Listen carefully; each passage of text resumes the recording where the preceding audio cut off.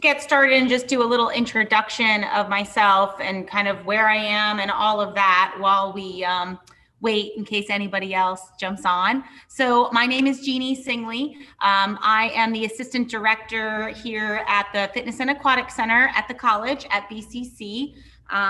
If you've never been here, so as soon as you pull onto campus, we are the first building on the left in the Dinah Igor building. So that's my position here. So where I am right now, I'm in our aerobic studio within the facility.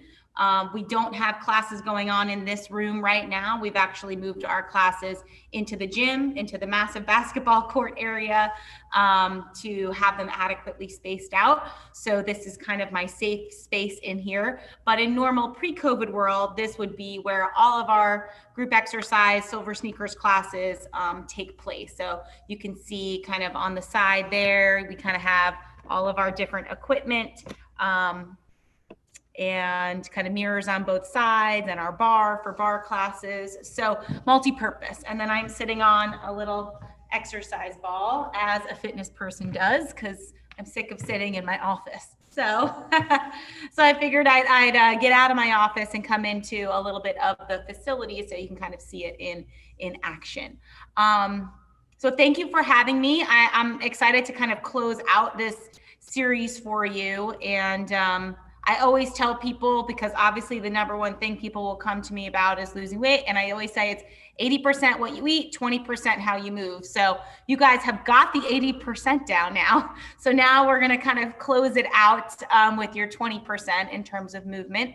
So a little bit about myself. I am the assistant director here. I have a master's in science in kinesiology. So kinesiology is just a fancy word for exercise science. It's the science of your body in motion, which sets me up to also be a certified personal trainer, a group exercise instructor. I teach and train all levels from, young child athletes all the way college athletes up to my oldest client is 88. So I've been there and done that. I've been training as a full-time job. So in the facility here for 9 years and teaching classes and training for about, I don't even know anymore, 13, 14, a lot. Anyway, so I come with a lot of different experience and examples. But today what I thought that I would do is just kind of do a little overview of some interesting things to kind of broad stroke fitness and exercise, talk a little bit about what we have here and what we do here and some of the options that you have locally. And then also give you some resources that we have from our page as well. And then of course, any questions, I'll show you exercises, I'll show you stretches. If you have something that you wanted to ask about, I sub as a stretch analyst, physical therapist all the time, because I work very closely with a lot of different fields. All right, so I'm just going to start really, really broadly here. Let's see.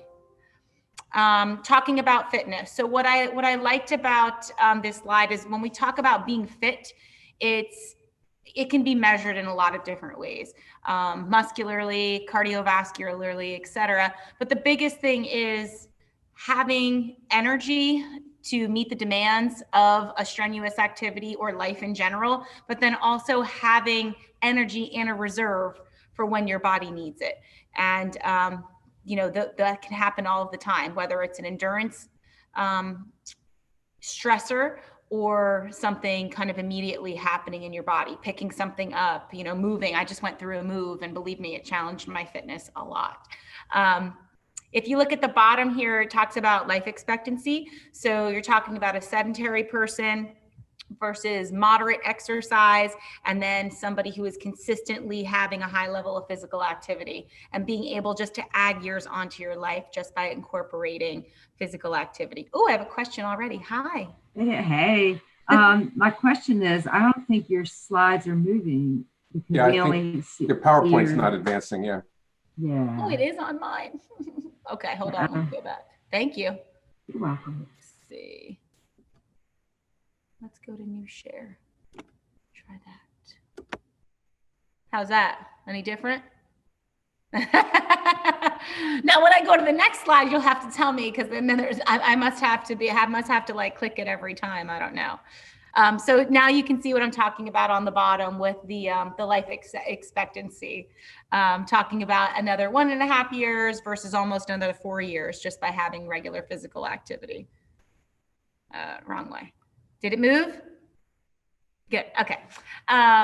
So just physical fitness benefits. Obviously, energy is the big issue, and you guys know that for sure. When you're being really good and you're being really active, you have more energy in life in general, right? At work, you sleep better, all of those things. The heart and the lungs. So this is when we talk about cardiovascularly. The more you can get blood pumping to those organs, the more efficiently they're going to work. So to me, what I always tell people and we'll talk about this when we talk about aerobic versus anaerobic activity, when you talk about your heart and your cardiovascular fitness, the idea is when you exercise, the more strain you're putting on the heart, the more efficiently it will pump. So a great example I always use with people is take a marathon runner, for example. A marathon runner's resting heart rate. So when they wake up first thing in the morning is usually down somewhere in the high 30s or low 40s, okay? The average resting heart rate is usually in the 70s. So you guys probably know your resting heart rate. If you don't, I would just suggest when you wake up in the morning, you know, we all have our smartwatches now that tell us, but the old school way, right? You just wake up in the morning, you can take your pulse here or here for 60 seconds, or the easy way, 10 seconds and times it by 6. Most of us are somewhere, if we're not very physically active, in the 70s or high 60s. So think about it. I have a marathon runner whose resting heart rate is 38. And then I have a sedentary person whose resting heart rate is 79. So in 1 minute, a marathon runner's heart only has to beat 38 times versus a non-active person has to beat twice as much. That is putting the body, you're putting more strain on the body just to beat, right? Just to pump. If you train your heart, then it can be a lot more efficient to be able to do daily tasks. So that's kind of the idea of helping the heart and lungs work more efficiently. Strengthening bones, you guys have heard this, of course, osteoporosis. Osteoporosis is you have to have impact exercise to be able to help strengthen bones. So exercise plays a crucial role. Coordination, muscle strength, and balance. My biggest thing, if you don't use it, you lose it. The more you can train balance and strength, the less you'll lose over time, because honestly, it's all in our brain and in our core. So balance comes from both places. If you're not constantly putting yourself in that stress, then you're going to lose it. And what comes with that? Falls come, fear comes, which to me is the worst. And then just the idea that you can't complete the same tasks that you used to.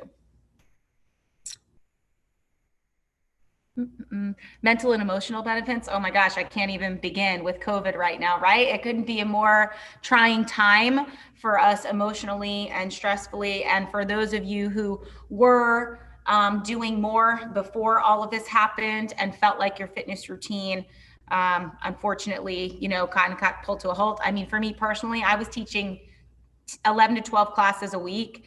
And I went down to nothing, and it was like a knife in my heart. I mean, it was just so, it's my way of dealing with life. I have 2 kids, I work full time, and then you get, your life gets kind of turned around, and fitness is my outlet. So you think about how it just helps to clear your mind and help you focus. And then also just better self-esteem in general. You feel better when you're eating right and moving more. Just some brain benefits. So just from a cellular level, you talk about like releasing those happy endorphins, and that's a real thing. So when you exercise, you're releasing those happy endorphins. That's why they say fit people are usually happier people, and annoyingly so. I don't think I'm like Susie Sunshine necessarily, but it does make me happy to know that I'm obviously a part of helping people in a positive place. So, and improves multitasking and planning. So when you think about exercise, especially as we get older, it's like a crossword puzzle for your brain and your body, because you're doing left side, right side things, you're doing balance movements. Everything is coming from your brain. Ooh, look, my light turned off. Hold on. There we go. Thought I wasn't moving. See, I'm not moving enough. Oh, okay. So anaerobic versus aerobic. You guys have heard these terms a lot before. Aerobic is where we live in the majority of the time. Anaerobic is like when you've heard the term fight or flight, right? So our anaerobic system will take over at that point. So the examples here is aerobic, let's say walking up a flight of steps, versus anaerobic. If I was doing like a bench press at like my heavy weight, that would be anaerobic, because it's taxing the heart basically at a maximum rate versus kind of giving me enough energy to complete a task over time. So aerobic, like I said, is where we live in most of the time. So you think about a walk, riding a bike, swimming, your body is requiring more oxygen, which is great. That's helping the heart, obviously, and conditioning the heart, which is what we talked about before. You can still be working out pretty vigorously, but stay in an aerobic level. So for example, if you guys play the heart rate game at all, and I'm going to refer to heart rate a lot because as a trainer, I use it a lot while I'm training to really get a gauge of intensity. So general rule, so kind of the old school way of thinking with it, you take your the number 220 minus your age, and that would be your maximum heart rate. So for me, I'm 40 years old. That would put my max heart rate at 180. Okay. So 85, anything at about 85% or more of your maximum heart rate would keep you in the anaerobic level. Anything below that, so where we live in terms of aerobic exercise, is usually somewhere between 45 and 65%. So it's a very general range, but it's a good way of thinking about it if you're not already using heart rate monitors while you're exercising. It will change your life. I mean, you know how like the pedometer thing, or tracking your steps really helped everybody with like, oh, I want to get 10,000 steps, 12,000 steps. Heart rate is way better than that. So if you can be tracking your heart rate, and as you get more fit, challenging your heart rate, what you'll see is, if I take a brisk walk, for me, because I train at a very high intensity, a brisk walk to me might only get me around 100, 105, right, beats per minute. A less fit person, or somebody who doesn't usually take a brisk walk, maybe they just kind of, walk the dog casually, they could be up in the 120s, right? That could be right in your aerobic range. So,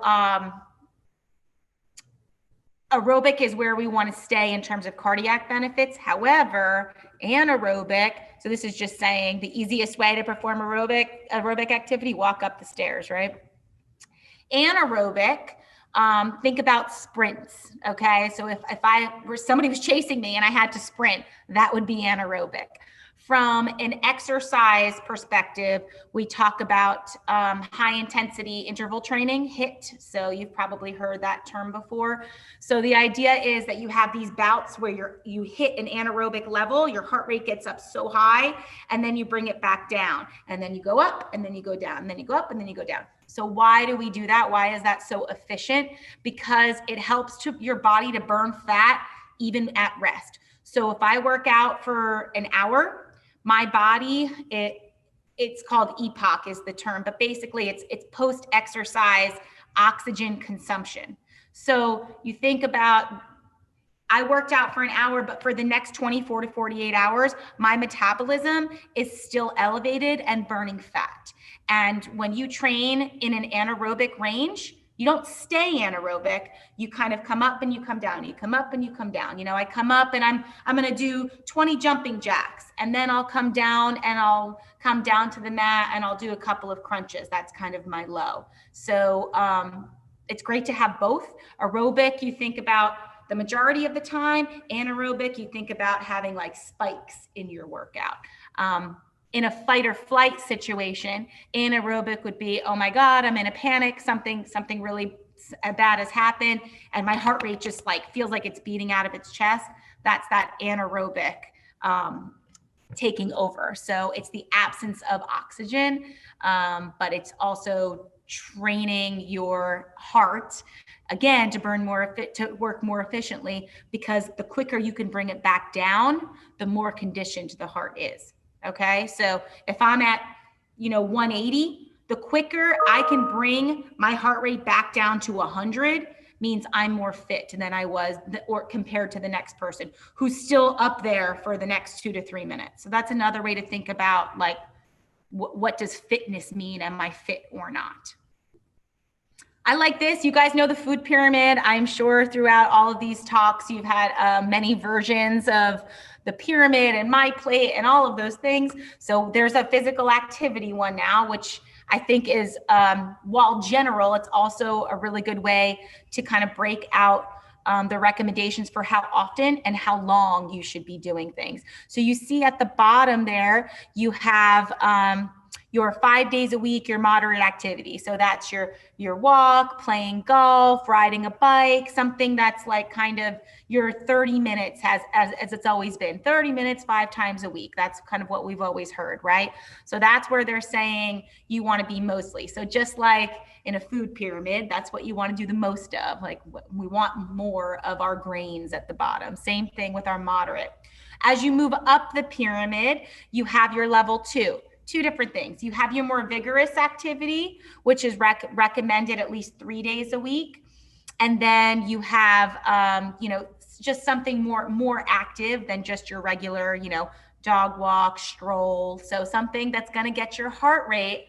Remember how I'm going to bring it always back to heart rate. Bring your heart rate back to that aerobic workout. So think about that 45 to 65% of your maximum heart rate. That's where you want to be 3 days a week. As you move up, you'll see it has your weight training. So the strength training, the weight training is extremely important for muscle endurance and strength, but then also to burn fat more efficiently. The more you can add strength training to your regimen, the more fat your body's going to burn. Also, the more endurance you'll have within your muscles. So that's being recommended more like 1 to 2 times per week. That's not something you're doing every day. You don't need to max out your bicep curls and bench presses 5 days a week. That's 1 to 2 days a week. And then it's incorporating flexibility training. For me as a trainer, stretching has to happen every day. If you have injuries, if you have a bad back, if you have a bad shoulder, there is no reason why you can't get in at least 10 minutes of stretching a day, because you could do it in bed. You can do it while you're sitting watching TV. I mean, there's just so many ways. If you have a foam roller, if you have one of these big old balls, there's just so many ways. So if you have questions about that, I will show you. You don't need any equipment for that. And then it just has inactivity at the top, just like where your fats would be in your food pyramid, right? That's where we don't want to be. That's where we want to be the least amount of time in terms of inactivity. So just a nice little way, since we're used to kind of the food pyramid, seeing where everything should be in terms of intensity and duration. Good. All right. So I just want to talk about the facility a little bit. If you haven't been in here, the reason I do is because when we talk about aerobic versus anaerobic, all your different modalities, maybe land is not for you. Maybe you're a water person because of your joints. The thing about the facility is we have 2 pools, an arthritis pool, which means we keep it heated at around 90 degrees. So it's like bath water, which is amazing on the joints. So you basically enter the pool, and what I say is like people who are in pain standing or walking, maybe even need walkers, when you get into that warm water pool, your joints are ready to go and you just feel free, which is amazing. So we actually do a variety of classes geared towards specifically arthritis classes. We have our silver sneakers, our senior classes, and then I actually teach high intensity water aerobics. So, think about it. If on land, you're not doing jumping jacks and burpees and push-ups and this and that, in the water, you can run. You can do the things that you can't do because your joints will limit you, and many other things on land. So water provides kind of that freedom and that outlet. And then you also have lap swim. So just your regular lap swim. We have a 25-yard lap pool. It is an excellent way to get that aerobic activity because swimming will work every single muscle in your body while also conditioning your heart and your lungs. So 2 things there. On land, in the fitness center, just like in response to COVID too, I just wanted to kind of show you a picture of what things look like if you haven't been in a gym since all of this started. So in that upper left side, that's what our fitness center looks like now. We've taken out a lot of the equipment and moved half of the equipment into the gym, into the big basketball court area, so that we could space. We're way more than 6 feet apart on our machines. And we do require masks. Well, I think everybody does now, but we were requiring masks the whole time too. But in the fitness center, we have kind of a few of everything. So treadmills, ellipticals, rowers, and then in the back is the weight machines and the free weights. To the right, that's just an example of personal training. Again, with COVID, that's not happening inside. So I actually do all of my clients either outside. We've taken over the batting cages on the baseball field. So they have a whole, it's not an indoor batting shelter, but it's a covered batting shelter with screens and stuff on the side, so that we can be outside and the client can be unmasked while working out. Because when you're training at a high intensity, and you don't want to feel like you're gasping for air. So there's that. And then classes. So on the bottom right, that's an example of the silver sneakers classes. We do have a chair for balance support, and we use a variety of equipment. We use those little balls. We use resistance bands, which I'm going to show you, just different things, pieces of equipment you can be using at home that are so inexpensive and easy and do a lot. And then your regular kind of more high intensity classes, we do those as well. We actually are doing spin right now, spin classes, indoor cycling.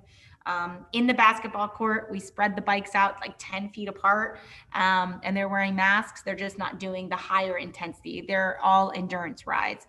So it's all kind of at that aerobic level when it comes to bikes. So many options. I mean, so many options and all different levels. So that's that. Oh, there's a picture of the gym. So I was just talking about the basketball court. So that is the basketball court. So, picture like a spin class. There's like 7 bikes spread out 10 feet apart with masks. In the back side, which you don't see in this picture, we have the rest of our cardio equipment. We run on reservations now. So you have to make a reservation to come and work out. You can do up to, they're in 30-minute time slots. You can do up to an hour in each area.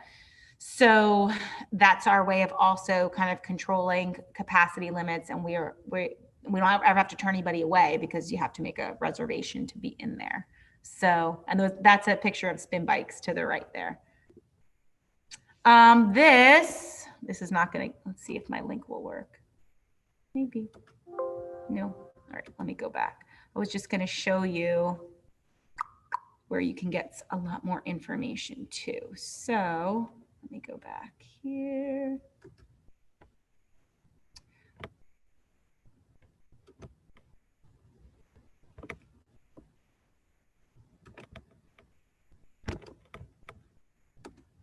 Okay, here we go. So this is Facebook. If you guys are not on Facebook, no worries, but I do want to show you on our Facebook page, when we shut down for COVID, we kept going. So myself and Ashley, the director and assistant director here, we actually taught classes 5 days a week on Facebook for free. So we have a huge library and a log of all different levels of classes there. So if you ever are looking for something to do from home, everything we did from home required minimal to no equipment or household equipment. So, water bottles, laundry detergent, whatever you wanted to use for weights. So I'm going to show you see if I can navigate this. Videos. Why is it only showing me that? Maybe I go this way. Oh yeah, I'll go this way. I don't know where to find all my videos. I think if you hit that view as a visitor button, There we go. yeah, it will look a little better. That was just more the businessy managing side of the page. That's swim lessons. We do that too. Well, no, I can't see. Do you see where the thing is for videos, or am I missing it?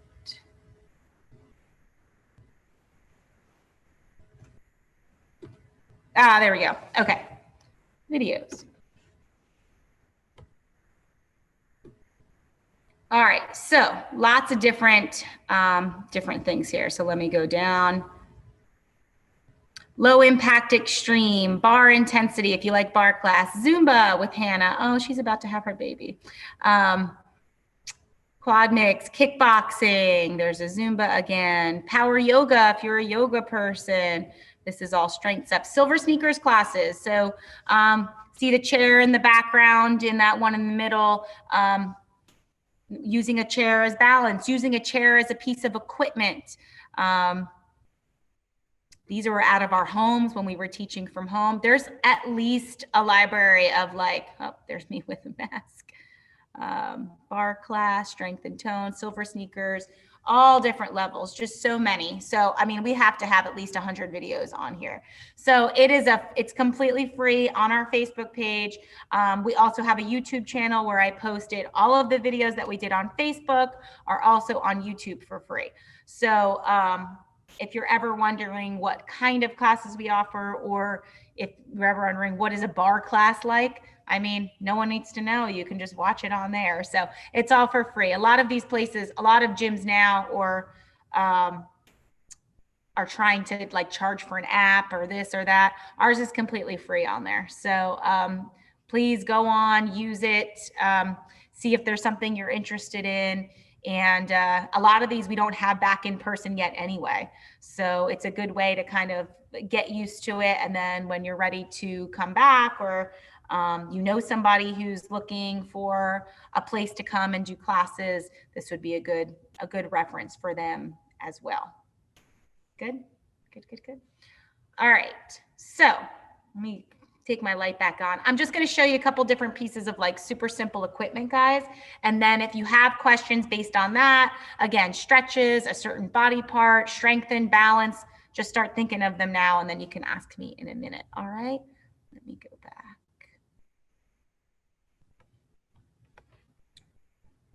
Go to our website.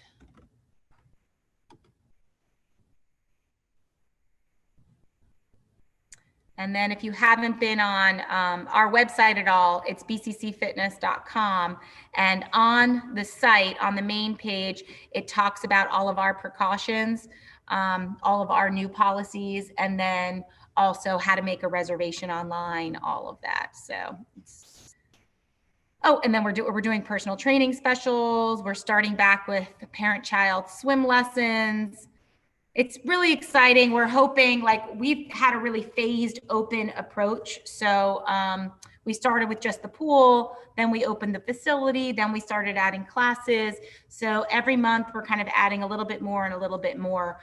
We haven't had to go backwards, unlike a lot of places, because a lot of places just kind of opened and did capacity limits and didn't require masks and all of that. So we've actually been extremely safe here. We have full-time custodial, and then we also have a part-time person who goes around and sanitizes all of the equipment and the door handles like every 15 minutes. So it's the opposite of what the gym experience used to be, which was like a petri dish for germs. Now it's like going to your doctor's office. It feels more sterile, that's for sure, in a clean way. All right, so let me get my light back on.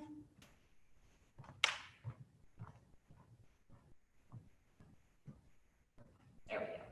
All right, so you saw, guys, I was sitting on this guy. So stability ball, you can purchase these very, very inexpensively. I mean, they have them on Amazon, they have them at Walmart, you pump it up. A lot of people you've probably seen sit at their desk with them. Why? Because you can't slump over unless you're like this, right? So it forces you to stay up, which is awesome.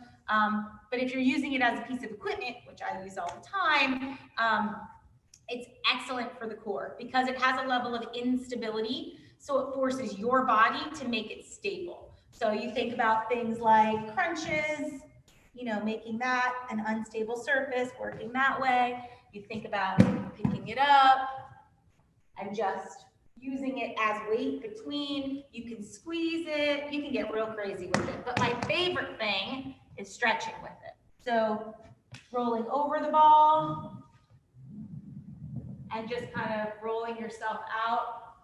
So you think about that decompression all along the spine this way, opening up through the front, which a lot of times when you're tight in the back, it's because you're tight in the front. So when you have pain in the back, you're usually really tight in the front. So you can go that way with it. You can be on your belly, rolling out this way to completely release your lower back. Maybe that's not for you. Okay, on to the next. Mini bands. Mini bands. These are like my travel go-to. So whenever you're somewhere or at home, you can buy a set of these in all varying colors, which each color represents basically the intensity. So my green band is a lighter band. Then you can have, like, red is usually medium, and then it gets like crazy colors to make it much harder. So these are resistance bands, and they will work every single part of your body. So resistance bands, you think about keeping it here. You can work the back of the body. You can go here, put it under your foot. Wait, you guys can't see. Put it under your foot. You have bicep curls. You put it around your ankles. Take it side to side. You're working those hips and glutes. Back and forth, working in the back, lifting up, working balance and quadriceps. I mean, and it was all in one place the whole time. So super multi-purpose, can be more effective than weights because you're using your body weight to really use your force against it to open up. So anything you could do with weights, you could do with a band. You can pull down, you can open up, you can work your triceps, taking it down. I mean, you name the body part, I'll show you 7 different exercises you could do with the mini band. These cost maybe $6, $7. So super easy. They have them all over. In Amazon, I think you can get a set of them for like maybe 15 bucks, 3 different levels. And you just start with your lighter resistance and then work your way up as you get stronger. And then of course you have your dumbbells. Honestly, I don't use anything more than 5-pound dumbbells. I like to do more reps than do like really heavy sets. I don't think you need them. So all of this type of equipment are on those videos too. So if you're ever looking for ideas, that's there. Also, you can always reach out to me directly. I love giving tips. I mean, I'll send you 5 different exercises you can do for free. I don't care. I just want people to, you know, try something different, get out of your comfort zone a little bit. And you know, a lot of times when we have pain in our body, it's because we've neglected it for so long that there's been areas that are weaker and other areas have had to overcompensate. So you know, it's like, oh, my lower back hurts, so I'm not going to do any exercises for my lower back. Well, that's just counterintuitive, right? So if your lower back hurts and you aren't training your abs because your back hurts, well, one thing leads to another. If your abs are weak, your back is trying to take over, right? So the stronger your abs are, the less work your back has to do, and vice versa. So everything kind of works together. Anyway, I could go on and on about that. So I'm going to leave it open. Any questions you might have. I mean, it could be super basic. It could be in depth about the gym, about working out. Anybody? Anything? You got a free trainer. Ask the trainer.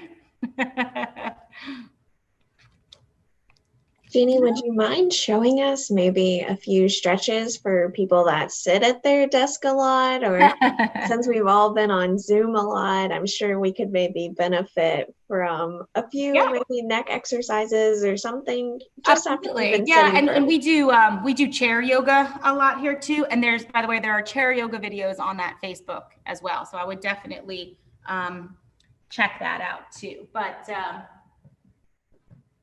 so biggest things when you're sitting, it's here, right? So having the rounded shoulders. So your biggest thing is that you want to work on opening up the front, right? So you can open up the front a variety of ways. It can be as basic as thumbs up. So just opening up with your thumbs up and pressing back. Shoulders down away from the ears. And then you think about the crown of your head reaching up nice and long.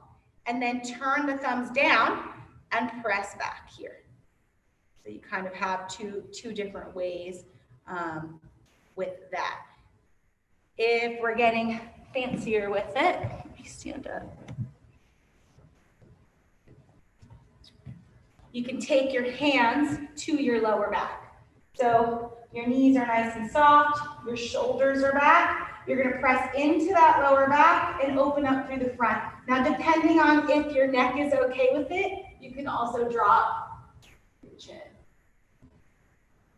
And really feel everything opening through the front and work on your breath. In through your nose, out through your mouth. Everything starting to kind of loosen up that way. And then the other thing that I like to do is going in all directions. So I'll take my hands back behind the head, roll one shoulder down, and then the other. It's almost like you have to talk to yourself to do it, to keep your shoulders down away from your ears. Now press your hands into the back of your head and press your head into the back of your hands, or into your hands. Take a nice deep breath, inhale. On the exhale, drop that left elbow down. Inhale back to center. Exhale, drop right. And again, inhale. This time on your exhale, as you drop, think about the ribs opening up on that right side. And one more time up. Inhale. Exhale, drop, open nice and long through the side.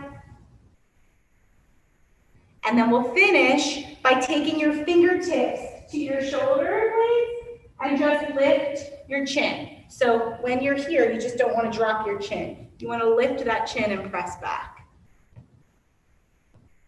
So that is here and here, right? And then a little down for the side of your neck. Press down through your right, or I guess it'll be your left hand, and drop ear to shoulder.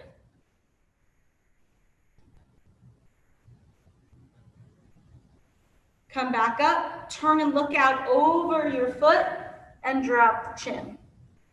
So you kind of have those two different angles that you're working. Now you can apply pressure with your hand on top or not. It just depends how much you want.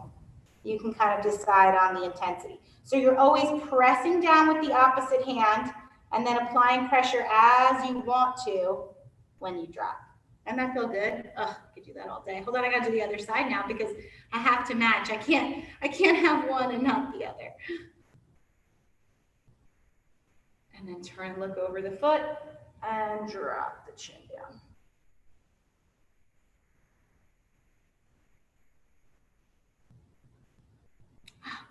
So that would be a great one for the front, opening up your front, which takes kind of the pressure off the back.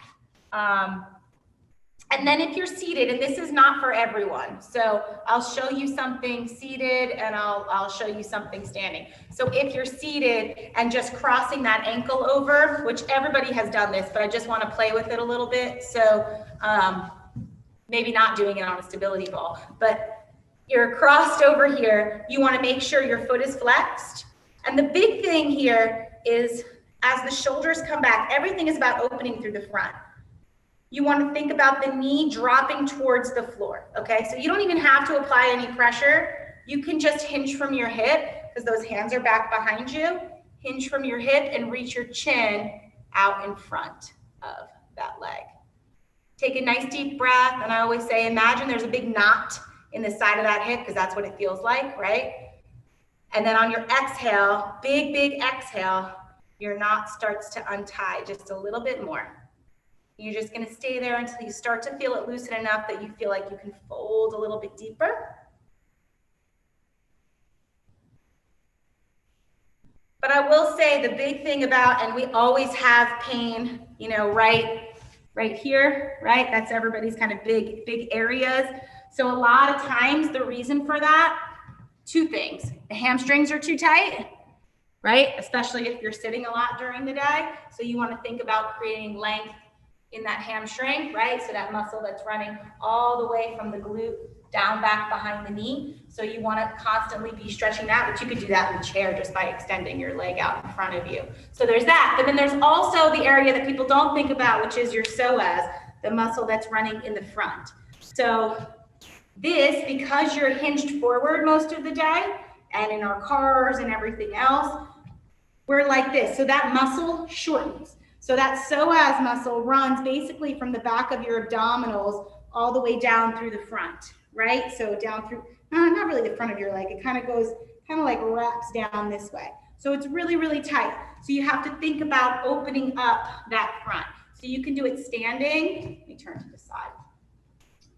And you have the leg back behind you. My heel is lifted. And then I think about tucking. I'm tucking the hips under here and then dropping into it. So I'm always thinking about that hip coming forward. And you're gonna feel that muscle start to stretch. So it's not your quadricep. Your quad is gonna run right here. It's kind of right in front. You know that term hip flexor, which is not a real muscle, but your hip flexor basically, which is actually your psoas muscle running down. So the more you can open this and this, the less pain you'll have here.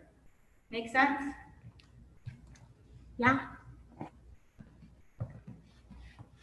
And then of course, child's pose, because child's pose just makes everybody feel better.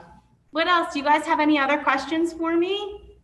Yeah, I've got a question. I regularly do push-ups, and I don't really always know when to stop. So sometimes I'll do anywhere from 25 to 40. Mm-hmm. And usually when I get done, I say, okay, that's enough. Uh-huh. And I'll maybe pick up another set 20 minutes later. Should I wear my watch and look at my pulse, or is there a better gauge on when I should call it quits? So what I would say is that if you can pump out 25 full push-ups and you can keep going, then you should vary your push-ups. What I mean by that is start making it more challenging. So maybe your push-up turns into, hold on, let me get back there. You know, you have to play with it a little bit, because again, I'm going to use a marathon runner as an example. A marathon runner, while they're running, their heart rate probably stays down in like the 120s. It never gets that crazy. Why? Because their body is so used to that. It knows how much energy to give them to get through that task. So if you keep doing the same thing over and over again, your body just gets used to it. So it's not going to fatigue the same way because it's been doing it.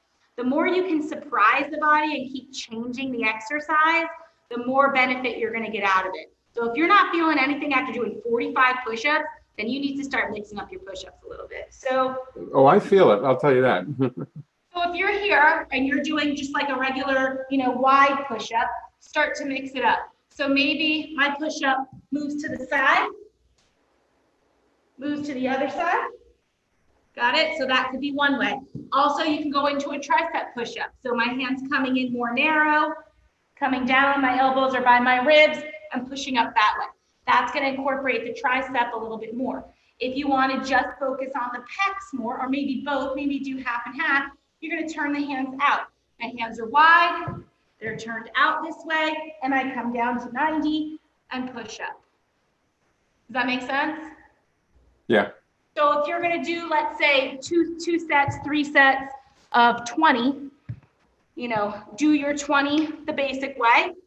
Do 20 side to side, and do 20 either wide or tricep. So nice and narrow, which is just, your hands directly under your shoulders, or all the way wide with your hands turned out. That's going to focus a lot on just your pecs. Okay, sounds good. Thanks. Yeah, you're welcome. Dang, Paul, I am so impressed that you can do that many push-ups. Yeah, no, I know, That's exactly. amazing. And that's the thing. It's like, and I use running as an example because it's like if you have a task, or a swimmer, you know, when you're doing the same thing, your brain adapts to it. It's like anything, it's going to adapt to it. You're not getting the results that you want from those push-ups anymore. So doesn't mean don't do the push-ups. It just means surprise your body, make it work differently, make it work harder to complete the same amount of repetition. And I promise you, you're going to feel it in different places. So. Okay, I'll give it a try. Okay. All right. Well, thank you guys. So definitely, like I said, feel free to reach out. If you go to the website, you'll see me on there. You can always shoot me an email. So Paul, when you get sick of those, I'll send you 3 more different ways to do push-ups. And if you have anything, you have a question about a stretch, something that's bothering you, something you want to strengthen, that's what I'm here for. All right, guys? Thank you so much. Thank you so much. Thank you for joining me today. I appreciate it. Thank you for having me, Megan. Yeah, thanks. Of course, this was wonderful. There's such good information about what the fitness center has to offer all of us, and just a good reminder to make sure we're mixing up our exercises. We have one more lunch and learn next week, so I hope you guys will join us. We have a new program coming starting in the beginning of February. Some of you may have heard about it before. It's called Med Instead of Meds. It's basically focusing on a Mediterranean style diet and incorporating that into your eating and into your cooking. So we're overall healthier, and we can also talk about more exercise with that. Deb is going to lead us next week. I'm really excited as she gives us an introduction to that Mediterranean style diet. My favorite way to eat. Yes, so I hope you guys will join us, and thank you, Jeannie, again so much. Yeah, of course. Thank you guys. Take care. Have a great holiday. Thank you. Yes, and Merry Yeah, Christmas. same to you. Bye.